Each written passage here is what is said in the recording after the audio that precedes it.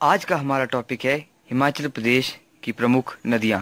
हिमाचल प्रदेश में मेनली 5 नदियाँ बहती हैं: ब्यास, सतलुज, रावी, चिनाब और यमुना। सबसे पहले हम बात करते हैं ब्यास की। ठीक है। ब्यास नदी जो है वो रोहतांग दर्रे से निकलती है। रोहतांग दर्रे को लाशों का ढेर भी कहते हैं। या फिर आपको एग्जाम पे क्वेश्चन आ सकता है कि रोहतांग दर्रे में रोहतांग शब्द का क्या अर्थ है। इसका अर्थ होता है लाशों का ढेर। इसके अलावा ब्यास कुंड जो है वो मनाली में है। ठीक है। ब्यास नदी जहाँ से निकलती है ब्यास कुंड वो है मनाली में। और इसी के साथ साथ जो ब्यास गुफा है वो है आपकी बिलासपुर में। देखिए नाम जो है सेम सेम है, तो आपको ये यहीं पे अलग करना होगा कि ब्यास कुंड कहाँ पर है और ब्यास गुफा कहाँ पर है। इस बात को आप यहीं पे क्लियर कर दीजिए। ब्यास कुंड आपका है मनाली में और ब्यास गुफा जो है वो है आपकी बिलासपुर में। जो हमारी अगली नदी है वो है सतलुज। हिमाचल में बहने वाली ये सबसे बड़ी नदी है। ये हिमाचल में 320 किलोमीटर का सफ़र तय करती है। सतलुज नदी मानसरोवर झील, राकस झील, तिब्बत से निकलती है। ठीक है। हिमाचल प्रदेश में शिप्की नामक स्थान पर ये किन्नौर में प्रवेश करती है। हिमाचल प्रदेश में प्रवेश करती है ये शिप्की नामक स्थान में, जो कि किन्नौर में है। अगर आपको एग्ज़ाम में पूछा जाता है कि हिमाचल प्रदेश में सतलुज कहाँ से प्रवेश करती है और शिप्की ऑप्शन में ना हो, तो इसका आंसर होगा जांस्कर, क्योंकि जांस्कर जो है वो पर्वत श्रृंखला है और शिप्की जो है वो है स्थान जहाँ पर सतलुज नदी प्रवेश करती है। तो सतलुज नदी शिप्की स्थान पर प्रवेश करती है और जो पर्वत श्रृंखला है उसका नाम है जांस्कर पर्वत श्रृंखला। अगली जो हमारी नदी है वो है रावी नदी। रावी नदी जो है ये बड़ा बंगाल कांगड़ा से निकलती है। ठीक है। रावी नदी निकलती है बड़ा बंगाल कांगड़ा से। बड़ा बंगाल क्षेत्र में 2 ग्लेशियर है, भांदल और तंतागिरी। इन 2 ग्लेशियर के पानी से जो है रावी नदी का उद्गम होता है। रावी नदी जो है मेनली आपकी चंबा में बहती है, इसलिए चंबा को रावी घाटी भी कहते हैं। जो हमारी अगली नदी है वो है चिनाब। चिनाब नदी जो है वो चंद्रा और भागा के संगम से बनती है और चंद्रा और भागा नदी लाहौल स्पीति के तांडी नामक स्थान पर मिलती है। तो चिनाब का उद्गम होता है तांडी लाहौल स्पीति से।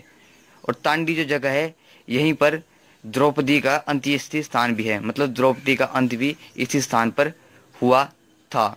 जो हमारी अगली नदी है वो है यमुना। यमुना का उद्गम होता है यमुनोत्री या फिर कालिंद पर्वत से।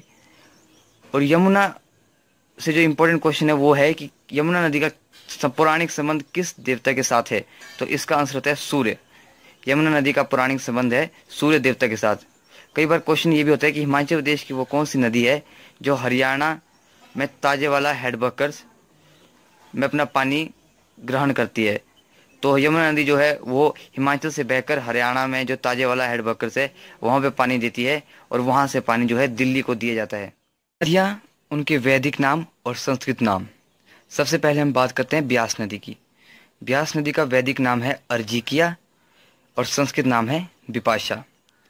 अब इस चीज़ को याद रखने के लिए एक छोटी सी ट्रिक है जो कि कुछ इस तरह से है कि ब्यास ने अर्ज किया संस्कृत में बिपाशा को।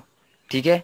जैसे शेर अर्ज करते हैं वैसे ही ब्यास ऋषि ने जो है बिपाशा को कुछ कहा, तो ब्यास ने अर्ज किया संस्कृत में बिपाशा को। तो यहाँ पे एक चीज़ क्लियर होगी कि संस्कृत में बिपाशा नाम है और जो वैदिक नाम है वो है अर्जिकिया। तो ब्यास का वैदिक नाम अर्जिकिया है और संस्कृत नाम है बिपाशा। इसके अलावा अगली नदी है सतलुज नदी। सतलुज नदी का वैदिक नाम है सुतुद्री और जो संस्कृत नाम है वो है शतद्रु। और यहाँ पे एक इम्पॉर्टेंट चीज़ और है, जो ये ब्यास नदी है और सतलुज नदी है, इन दोनों में एक बहुत इंपॉर्टेंट क्वेश्चन आता है कि ब्यास नदी और सतलुज नदी के पानी को सुरंग के माध्यम से किस स्थान पर मिलाया जाता है, तो उसका आंसर है पंडोह। पंडोह में जो है सुरंग के माध्यम से सतलुज के पानी को ब्यास के साथ मिलाया जाता है। जो हमारी अगली नदी है वो है रावी। रावी का वैदिक नाम है पुरुषानी और जो संस्कृत नाम है वो है इरावती। इसके बाद है चिनाब। चिनाब का जो वैदिक नाम है वो है असिकनी और इसी के साथ जो यमुना है उसका जो प्राचीन नाम है वो है कालिंदी। यमुना का उद्गम होता है कालिंद पर्वत यमुनोत्री से, तो इसका प्राचीन नाम है कालिंदी। मुख्य रूप से 2 सहायक नदियां हैं, पहली है बसपा और दूसरी है स्पीति। अब हम सतलुज का पूरा पैटर्न देखते हैं। सतलुज जो है मानसरोवर झील तिब्बत से निकलती है सतलुज, ठीक है। और ये जो है हिमाचल प्रदेश में किन्नौर डिस्ट्रिक्ट में, किन्नौर जिले में प्रवेश करती है शिव की दर्रे से, जो कि जांस्कर पर्वत श्रृंखला में आता है, ठीक है। तो हिमाचल प्रदेश में सतलुज नदी प्रवेश करती है शिव की दर्रे से। अगर आपको ऑप्शन में शिव की दर्रा ना हो और पूछा जाए कि सतलुज नदी हिमाचल में कहाँ से प्रवेश करती है, तो होगा जांस्कर पर्वत श्रृंखला।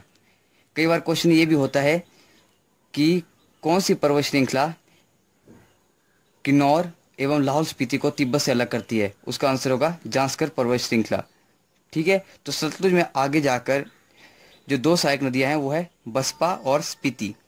बसपा नदी जो है सतलुज में कल्पा नामक स्थान पर मिलती है, और जबकि स्पीति नदी जो है सतलुज में खाब नामगिया नामक स्थान पर मिलती है। और सतलुज नदी जो है पर्वतों को छोड़कर मैदानों में पंजाब में प्रवेश करती है भाखड़ा नामक स्थान पर। सतलुज नदी प्रवेश करती है हिमाचल में किन्नौर में शिव की दर्रे से, और हिमाचल को छोड़ती है भाखड़ा नामक स्थान से। चिनाब नदी की दो सहायक नदियां हैं चंद्रा एवं भागा। चिनाब जो है चंबा में भुरजित से प्रवेश करती है।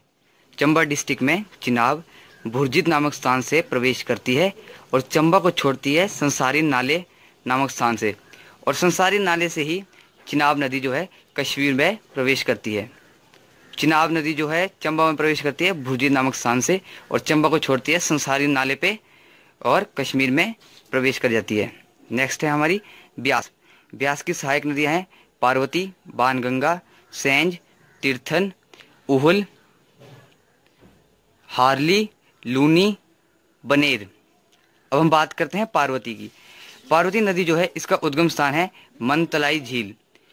और पार्वती नदी से एक इंपॉर्टेंट क्वेश्चन आता है कि कौन सी नदी के किनारे या फिर पार्वती नदी के किनारे कौन सा शहर बसा हुआ है। इसका आंसर है मणिकर्ण। जो हमारी नेक्स्ट नदी है वो है ब्यास।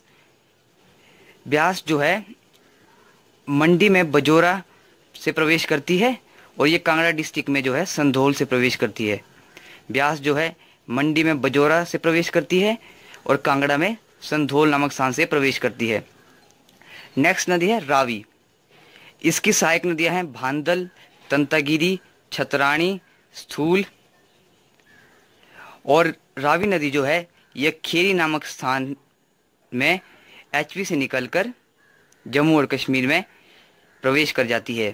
रावी नदी जो है खेरी नामक स्थान से जम्मू और कश्मीर में प्रवेश करती है। नेक्स्ट है यमुना। यमुना की सहायक नदियां हैं गिरी, टोंस, पब्बर और आंध्रा। अब हम बात करते हैं पब्बर नदी की। पब्बर नदी का उद्गम स्थान होता है चंद्रनाहन झील से, और ये चंद्रनाहन झील जो है ये है शिमला के रोहड़ू तहसील में स्थित। हिमाचल प्रदेश में जो है यमुना प्रवेश करती है खोदर माजरी से, और हिमाचल से बाहर जाती है ताजेवाला से। नदियों के किनारे स्थित नगर या फिर शहर। चिनाब। जैसा कि हमको पता है चिनाब नदी चंद्रा और भागा के संगम से बनती है तांडी लाहौल स्पीति में। तो चिनाब के किनारे कौन सा शहर स्थित है, वो है तांडी। अगली नदी है रावी। जैसा कि हमने पहले डिस्कस किया था कि रावी चंबा में बहती है, तो चंबा को रावी घाटी भी कहते हैं। तो रावी के किनारे बसे शहर हैं चंबा और भरमौर। नेक्स्ट नदी है हमारी यमुना। यमुना केवल पाउंटा साहिब शहर को बसाती है। आगे बढ़ते हैं, अगली है ब्यास। ब्यास जो है उसके किनारे मंडी, पंडोह, कुल्लू, मनाली, नदौन, सुजानपुर, देहरा गोपीपुर जैसे शहर बसे हुए हैं। देहरा गोपीपुर बहुत ही इंपॉर्टेंट है। देहरा गोपीपुर से जो है बाबा काशीराम का संबंध था, जिन्हें पहाड़ी गांधी भी कहते हैं। पहाड़ी गांधी बाबा काशीराम को पंडित जवाहरलाल नेहरू जी ने कहा था, और बाबा काशीराम को पहाड़ी बुलबुल भी कहा जाता है। पहाड़ी बुलबुल बाबा काशीराम जी को सरोजिनी नायडू द्वारा कहा गया था। बाबा काशीराम वो थे जिन्होंने आजीवन देश की आज़ादी के लिए काले कपड़े पहनने का निश्चय किया था। सतलुज नदी। सतलुज नदी के किनारे बसे शहर नामगिया, कल्पा, तत्तापानी तथा बिलासपुर। कई बार डायरेक्ट क्वेश्चन पूछे जाते हैं स्टैट के बेसिस पे, जैसे किस नदी की कुल लंबाई कितनी है, या हिमाचल प्रदेश में वो कितना किलोमीटर तक बहती है, या फिर उसका जल ग्रहण क्षेत्र कितना है। तो इस तरह के क्वेश्चन को हम अभी कवर करेंगे। ये टोटली स्टैट है और इसको आपको सिर्फ याद ही रखना है। जैसे कि पहली नदी है सतलुज। सतलुज नदी की कुल लंबाई है 1448 किलोमीटर। हिमाचल प्रदेश में ये 320 किलोमीटर तक बहती है और ये सबसे लंबी नदी है हिमाचल प्रदेश में बहने वाली। इसका कुल जल ग्रहण क्षेत्र है 20,000 वर्ग किलोमीटर। अगली नदी है ब्यास। इसकी कुल लंबाई है 460 किलोमीटर। हिमाचल प्रदेश में ये दूसरे नंबर पर सबसे लंबी बहती है, वो है 256 किलोमीटर और इसका जल ग्रहण क्षेत्र है 12,000 वर्ग किलोमीटर।